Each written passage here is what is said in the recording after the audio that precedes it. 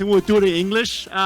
Thank you very much, everybody who coming first day and for staying. I think we have 40 minutes, and I have 3 terrific guests. I think we'll talk some very interesting topics. So I think we'll just start by quickly perhaps introducing yourself and your company a little bit. And if you do feel sharing, also talk about how you got into digital assets or crypto in the first place. All right. So we'll start with the other Michael, the more handsome version, on the stage first, and then I'll go last as well. So Michael, you go first. Thanks so much, Michael. Hi, everybody. So I joined Bullish 4 years ago after having spent over a decade in traditional finance. When I joined, Bullish was only 25 people at the time. We were building a crypto exchange, and they said to me, hey, we're going to have customers one day. We need a customer guy. And so I was like, yeah, I'll be the customer guy. And so I've been basically kind of doing a number of different responsibilities, but primarily, Bullish is an institutional regulated exchange for crypto. And so my job is primarily working on helping other institutions that are trading in this space understand how Bullish fits their needs.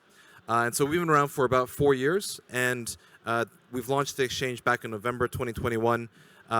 We basically, for the last 10 months, have been amongst the top 5 Bitcoin and Ethereum spot exchanges in the world by volume. So it's been a fun journey, and it's great to be on the panel with all of you as well.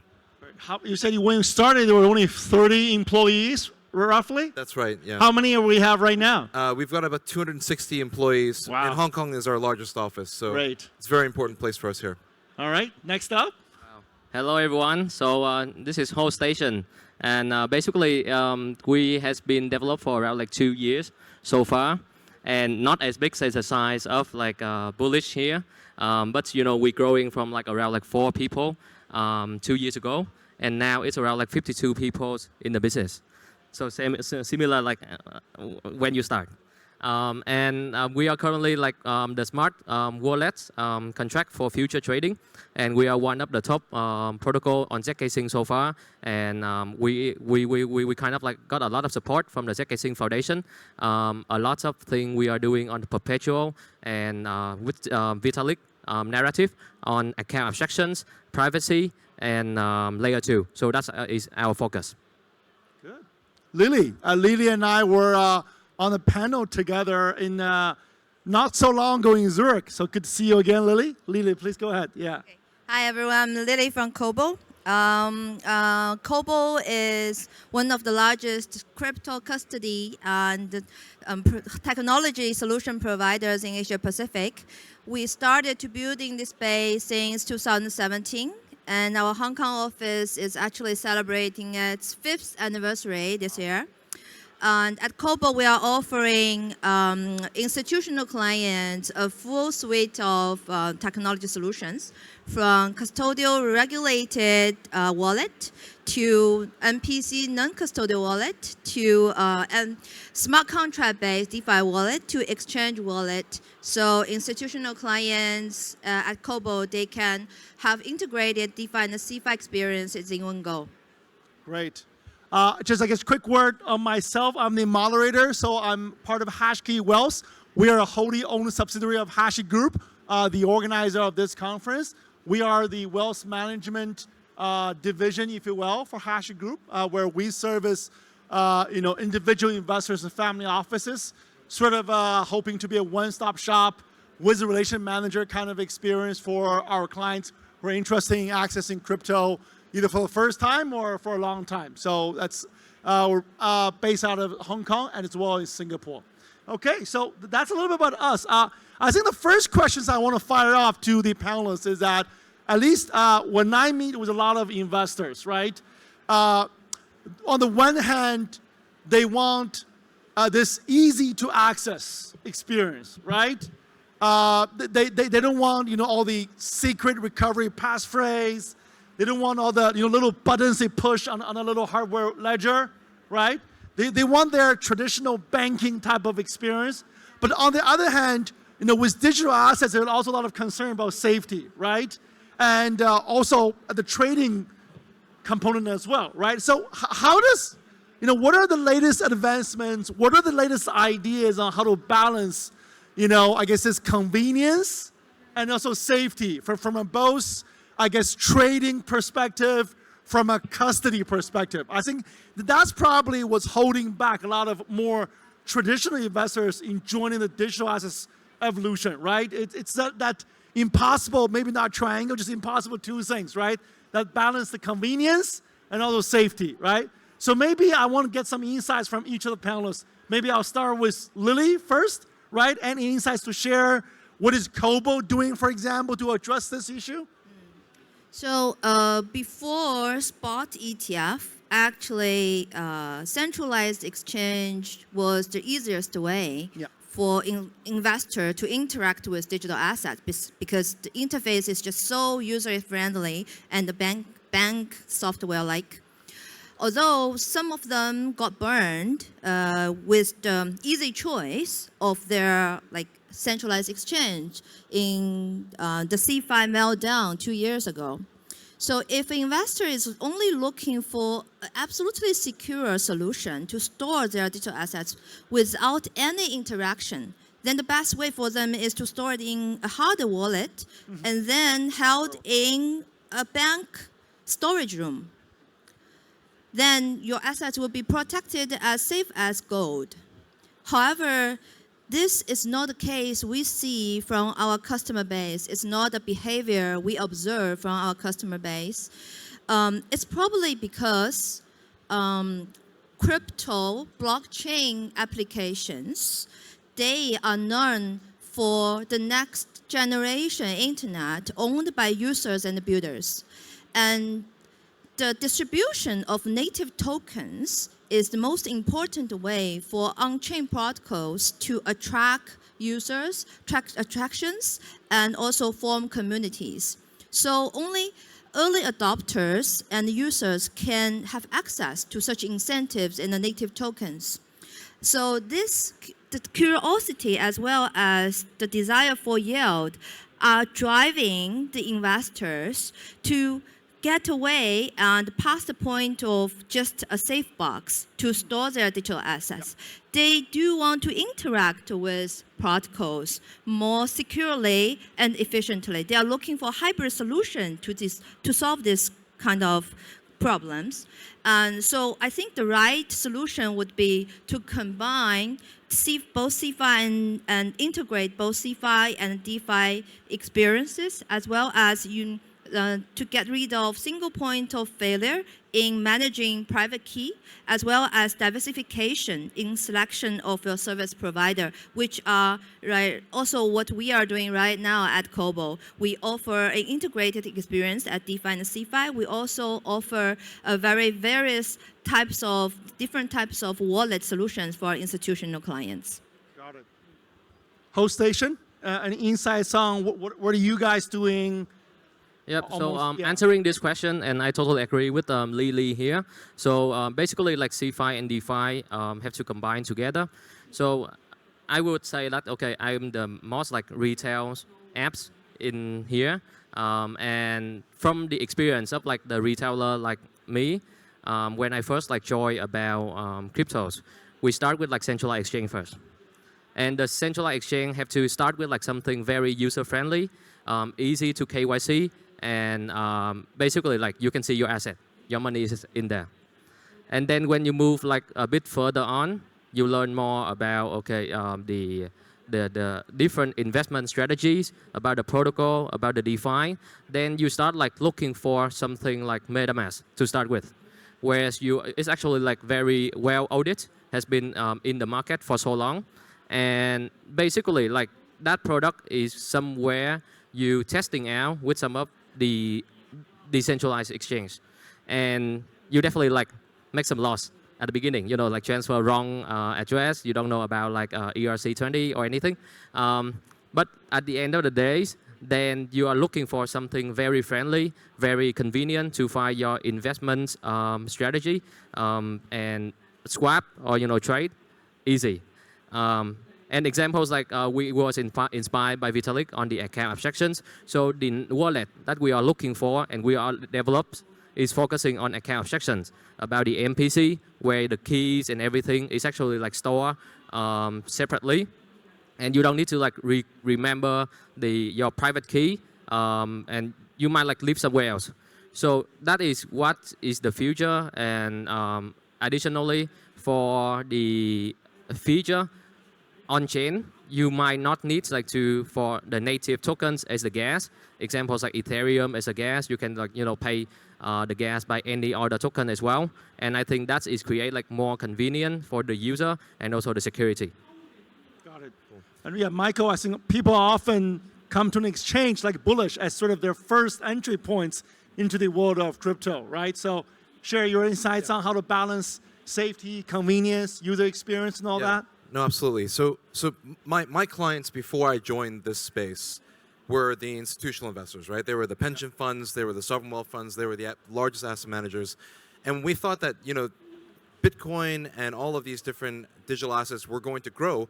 There was going to be a need to help them adopt it, right? And part of it is this balance, trying to figure out what the balance looks like. And so we built Bullish on 2 pillars. The first pillar was really great technology. We hired the best engineers to build a really great technological platform that is easy to use. But we knew that wasn't enough. And so the other pillar we built it on was we wanted to make sure that people understood who we were as a counterparty.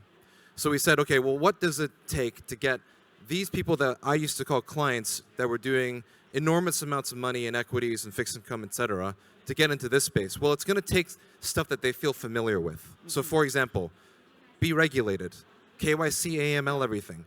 We actually went to go get a Big Four auditor like Deloitte. We also made sure that when we hired people, we thought about, how do we assure people that the operation of the platform, is run by people who are seasoned and from this space and understand that we're trying to build an enduring business and not one that's just a flash in the pan. And so the idea of building a counterparty that people could trust takes multiple facets. And a lot of times, I think it also takes on very similar features that they're used to in other places. And I don't think that's a bad thing. I think that's a part of the journey to get people to understand how they can keep their assets secure, as well as who they're doing business with, to be something that is, something that they can evaluate, they can trust, and they can verify from a third-party perspective. So that's how we've been approaching the market, and we feel like the last 2 years there's been an acceleration in this direction, and I think that's been very helpful. Got it. No, lots of insights. It's just a quick recap. You can hold something in the vault, but you still want to interact, right, with DeFi, get some yields, right? And you want to build something familiar for the clients. And the familiarity will bring more users and so on and so forth. My next question, I think, is going to be a little bit controversial. So hold on to your seats, and I'd love to hear some insights from the panelists as well.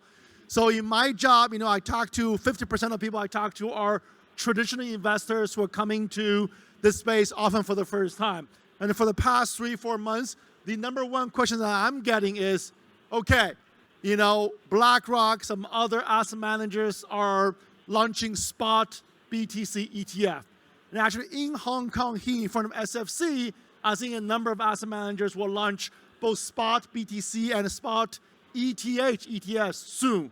I think our sister company, Hash Capital, did a ceremony just earlier today with Posera on the announcement. So I'm getting questions such as, if there are ETFs and they're from large, reputable asset managers, why bother with, thinking about holding spot, the underlying crypto, right? I think we have great exchanges, we have great solutions here on custody, but we're all working on essentially, the actual things, right?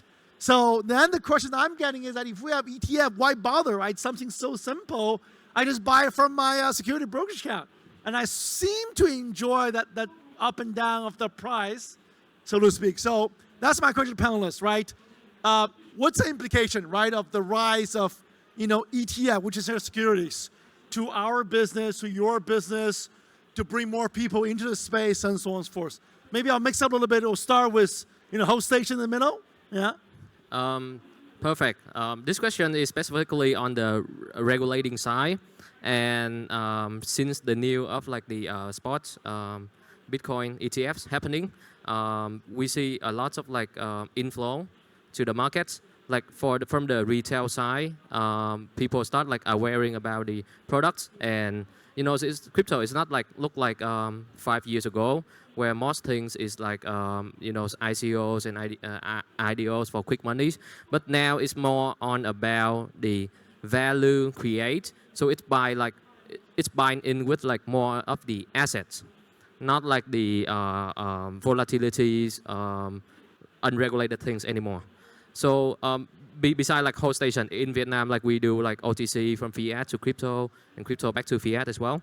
And these things happening means like, okay, when the US start regulated that, then I expect like in the this year or early next year, more countries start like adapting about cryptos and regulate that to make it like the official asset for the countries, and it's actually creating a lot of value. If you look at the top 5 countries holdings Bitcoin, it's gonna be like U.S., China's, some as Russia's. So all got the fair piece of shares. So I think like futures, a lot of things happening, and it's all going back to this is the asset for the future. Yeah. Lily, maybe you want to tackle this question I asked a little bit? Yeah. One thing I need to point out is the actual tokens to back the issuance of spot ETF. Yeah. Actually, the tokens themselves are in a custody wallet. So the ETF itself will need to be supported by the token itself, and it needs to be in a custodial wallet. I think the ETF type of investment would be very good and efficient for some type of investors. But we have to realize ETF issuers, they are trying to make a business by bridging the user experience and making it easier for investors to interact with digital assets. Well, they do this by bridging this convenience. But there are certain type of investment, like some investors, they just want to set and, okay, I'll just sleep on it. Yeah. Don't bother me. Yeah. But there are other types of investors, they are actively looking for arbitrage opportunities. So I think they might not be satisfied with always paying for extra for the middleman for a asset class that they actually can learn to manage themselves.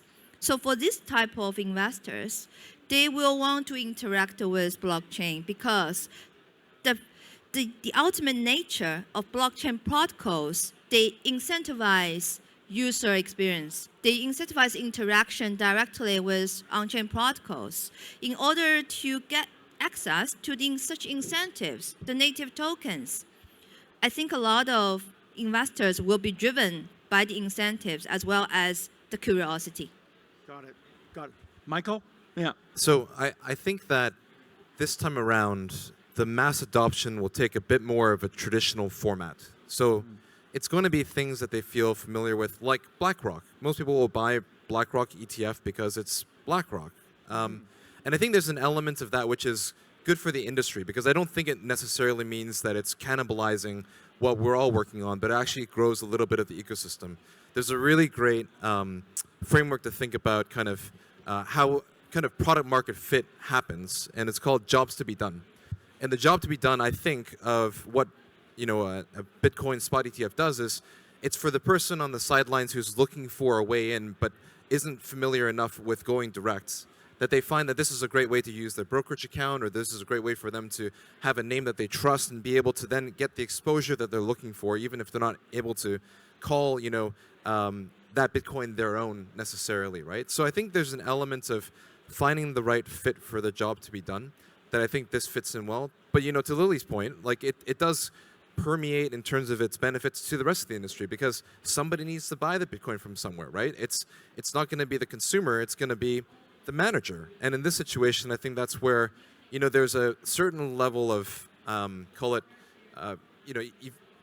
there's a threshold that's increasing in terms of the legitimacy of the infrastructure players to be able to participate in this, which is, I think, generally speaking, good, because it mirrors a lot of what we've seen happen in equities and fixed income as well, from a first principles perspective, to say, hey, if you want to be an infrastructure provider, you need to be able to keep assets safe, segregate how you think about customer assets versus house assets. You know, all the basic principles around just proper management of financial services. And I think that's what we're seeing now, and I think that's good overall.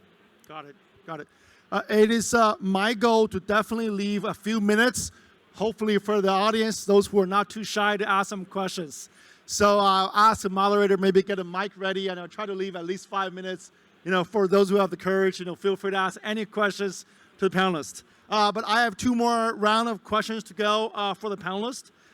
So number one, the first question is, obviously, I think the market, the last 6 months, we've seen a little bit bull run, right? I joined HashKey beginning of 2021, and then shortly after, I guess it was a previous high, right? And then obviously we experienced a downturn, and we're back to, I guess, or exceeded all-time high, you know, a couple of months ago.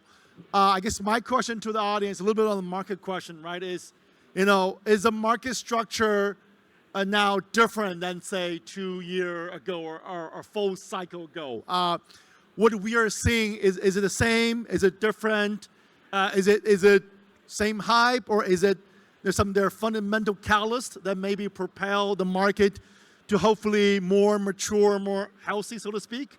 So that I think that's a question in a lot of people's mind as well. Put it bluntly, you know, is this cycle different than the previous cycle or the cycle before? So I'd love to hear some insights from each of the panelists who are obviously living and breathe, you know, in this, our vertical every day. So actually, I'll start with Michael this time, and then go from then whole station and Lily. Yeah. Thank you, Michael. So, you know, somebody said to me a couple weeks ago that the difference between this cycle and the last bull run is that this one is a regulated bull run. And I think this is kind of like a little bit of continuing the conversation we just had about the ETF. ETF is a regulated product, right? And so this adoption that we're seeing from that perspective, I think, is where regulations open the door. I think there is a little bit of, you know, the world of digital assets, crypto, blockchain kind of bifurcating a little bit, as in splitting up into 2 parts. There's still a world where it's very much about, you know, kind of, you know, meme coins and kind of going after the next thing. And there's an element of culture that I think comes from that element side. But there's another form that is picking up a lot more momentum this time around, which is the regulated space and what we're doing and what we're trying to help to promote in that sense of the word. I think that the other thing that's different is the last 2 years, there's a very important concept in innovation, which is that invention is not the same thing as innovation. Invention is something that's novel. Innovation is something that's novel, and it's found its commercial purpose, and it actually creates value. And I think what's happened in the last 2 years is when we were in a bear market, we were in a winter, a lot of the excess money in the space was taken out, right? VC firms stopped investing. There was a lot of people who were forced to say, hey, I have a novel invention, but how do I actually make it so that it's got a great use case that people will actually pay money for? And that's really propelled people to be innovative, to really be innovative in what they're doing. And I think this time around, there's a little bit more of that showing up at the very beginning of the cycle. That there's a lot of this kind of innovative people who've been, you know, through the winter, survived, and are building stuff that people actually want to use. And I think that, you know, that hopefully will continue to be the leader into this cycle beyond just the hype. Yet to say how that actually plays out, but that's kind of what we're hoping for, that you actually see this innovation taking fold as in stuff this time around that is actually really, really useful, that is building infrastructure, that is building, you know, platforms that retail actually finds great, right? And I think that's what we're hoping to see. Got it. Trump, maybe you want to offer some of your insights? Okay. Yeah. Yep. So first, this is not financial advice, and this is like just my own thinking. Okay. And what I see is in this cycle is, as Michael said, yes, it's a regulated one, and we got like some of like the big entities like BlackRock's, Fidelity's coming in to the space. So basically, you won't see some of things happens in 2017 when I remember that time Bitcoin sometime reduced significantly 80% in a day. It's not gonna happen with that right now. Because like the fundamental and the structure is more structures right now, and the asset class that we are playing together is more on the like early goal. which is like we got the ETF to backs and a lot of like money's inflow in. And at the moment, if you see like BlackRock inject some of the funds in, but the key thing is like the most asset class, which is the pension funds, which is like governance by the financial advisor, hasn't like coming through into crypto yet. So I think like with those funds in mind, with the long-term visions, the asset class gonna be like more strong and very solid. So the volatility is gonna be reduced a lot. And a lot of opportunities. What I see is like example, Ondo Finance is the regulated ones, actually listing as a token.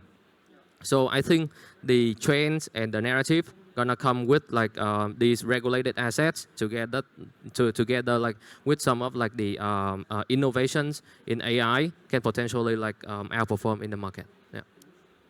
Lily, any thoughts to share on how is this different than before and maybe not different? We're still in the middle of this cycle, Oh, but early. we already see some new trends. One trend at the retail side, one trend at the institution client side.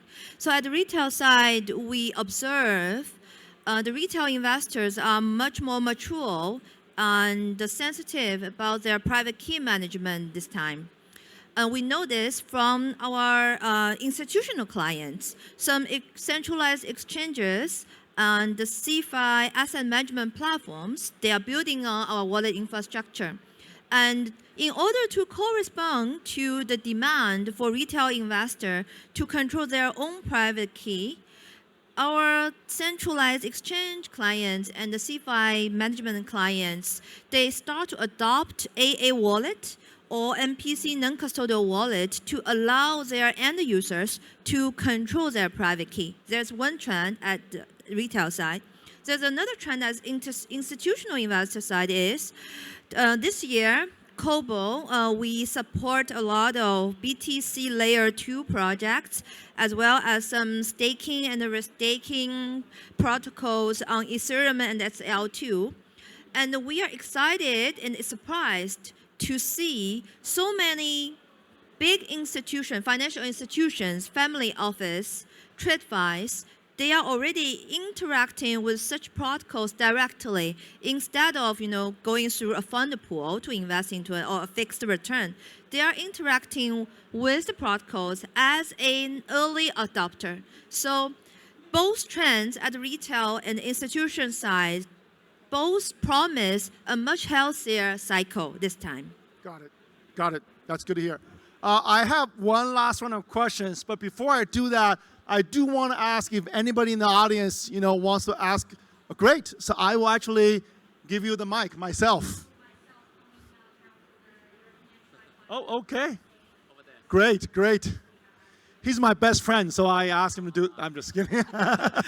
Yeah, thank you. I'm the best friend, just know you. Yeah, my question is that I'm John from Vano. As a company that we are using MPC wallet custody service. My question is that as we have the tech ability to build our TSS node to keep our private key shard as a private as an MPC wallet, one of our private key shard, okay? And we have the tech ability to build our TSS node to do the MPC compute.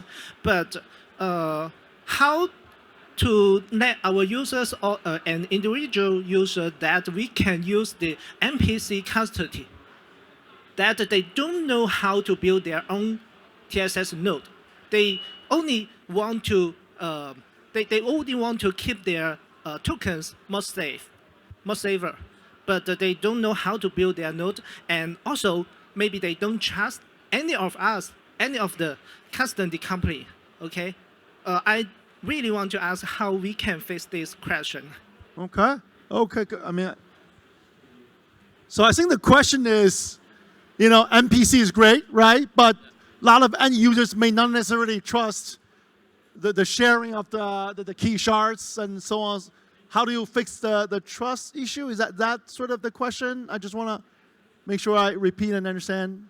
Yes, Yes, as individual customers or company customers, that we want to keep our Web3 asset more safer.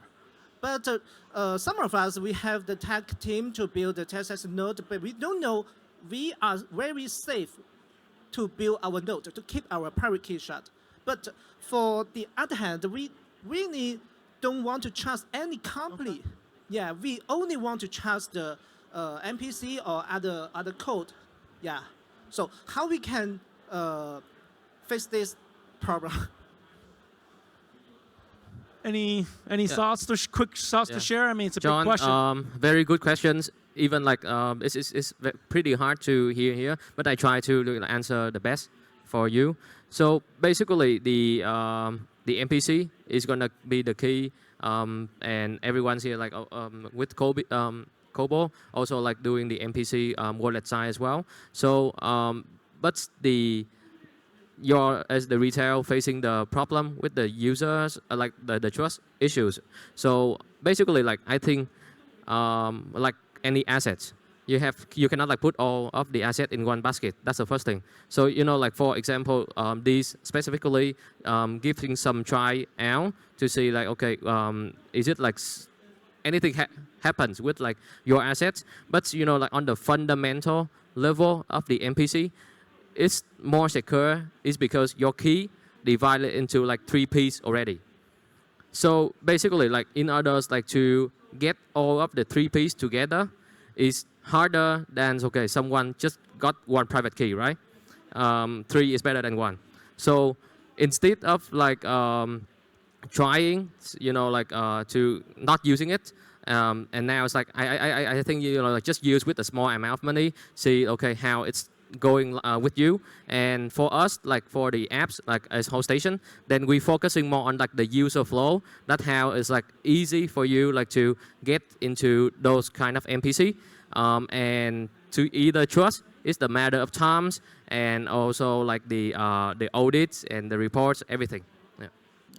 Lily, you want anything to add before we move on? I want to ask, are you trying to face more institutional clients or retail clients? We are a customer to use the MPC custody. We are a company to use the MPC custody. Oh, so more retail. Okay.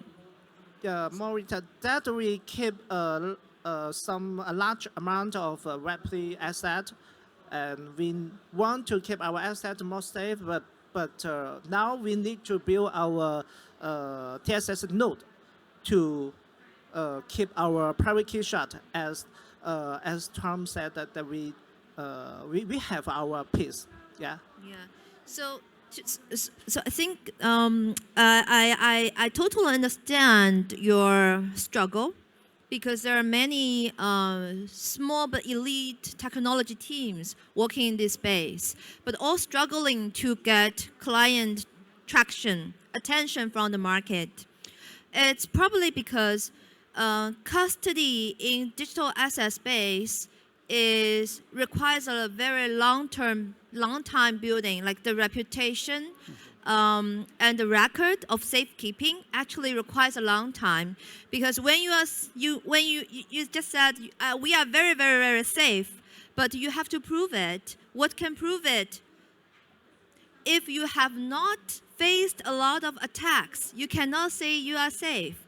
Because if there's no user interacting with your TSS node, how could you say you are safe? You have to face millions, hundreds of attacks every day to be able to say you are safe. So that requires a long time of practice and experience dealing with all the challenges, attacks, in order for the user to have trust in your solution. But as an early enterprise, my suggestion is you can start from on-premise solution. Like for banks, there are many banks in Hong Kong or Singapore, they are looking for such solutions. They want a team specialized in on-premise solution to tailor-made MPC solution for them. So once you can establish that one-to-one trust, then it's a bit easier business for you to start with. So to pick a specific angle to start with as a early enterprise. in the matter of time, I just want to go back to the last round of questions that I have for the panelists. But thank you for your questions, by the way. Thank you. So my last question for the panelists is, give the audience your wild, your big, non-conventional prediction for year 2024, right? Anything goes, but hopefully I don't want to hear something just like, ETF will drive the price of BDC, right? That's not something I think the audience is looking to hear, right? So so maybe I'll start with, again, Michael from the other side, put you on the spotlight. So just give us your predictions, your thoughts on, really the rest of the, 2024 digital assets, anything that you feel like is something maybe people are not paying enough attention, right? Maybe something it's worth watching out for. Anything goes, yeah. I mean, I don't know if this is as controversial as you're hoping for, so hopefully it gets more controversial as it goes this direction. But I do think that, and you kind of pointed this earlier, I do think we're just at the beginning. Even though we're at an all-time high already, I do think that there is an element of, we haven't really heard of the retail participation coming back into full force as where we last left off from the last all-time high. We're seeing all-time highs when there's, interest rate of above zero, when the last one was at zero interest rate. We're also seeing things like, the adoption of the ETFs is only just getting started, right? So there's a lot of room potentially to continue moving. And so I'm extremely excited about this year. No. Okay. Station? For me, I will separate into like mid-term and long-term. Yeah. And long-term, 100% is gonna be a lot of regulated, and the market's gonna be well structured. And what I believe is like the real world assets and AI stuff gonna be main exposures, because it's like for DeFi or GameFi, everything have the price ceiling already. For AI stuff, people know not much about that. And example like the discoveries part is a lot. So I expect like a lot of growth on that side. But example for the midterm, next 2 weeks gonna be Bitcoin halving already. Yep. And all things has been like absorbed into the price. And be honest, like for Vietnam market specifically, we start seeing a lot of retail coming in. Like recently, like last 3 months. So basically, when retail's coming in, then it start like a little bit bubble. So I expect like it's more on the sideway markets and chilling a bit before like big bull runs coming up in the long term, end of the years and many years ahead. Yeah. Lily? I think ETF itself is so far the strongest incentive and the narrative for this cycle. It's probably because the launch of ETF itself promises mass adoption as well as potential convergence between TradFi and DeFi. DeFi itself actually has already been proved very effective in terms of trading, payment, and borrowing. The problem with DeFi, the only problem with DeFi is it deals majorly with digital assets, which tend to be more volatile and empty. So once DeFi protocols can engage more actively with real-world assets, then the story would be different. It will be more obvious to see the DeFi space is not just for speculators, but very effective, powerful tools to manage and transfer your financial assets. So my personal view this year, I would think we will see more and more TradFi type of transactions in token world, something like Web2 assets, reverse taking control of Web3 token, or the backdoor listing of real-world assets on token world would be made possible. Got it. I think we're up on time, and I'm Michael Chen from HashKey Wealth, and I do want to thank my panelists, Michael Lau from Bullish, Tron from Host Station, Lily from Kobo, for sharing insights. Before we get off stage, I just want to do a little bit of advertising. Coming up next, the closing keynote speech is from somebody I hold very dear and very respected. Matthew will give a speech. it's worth staying to hear what he has to say. So I just want to do a little bit of advertising for the closing key spot. Okay? Thanks, guys.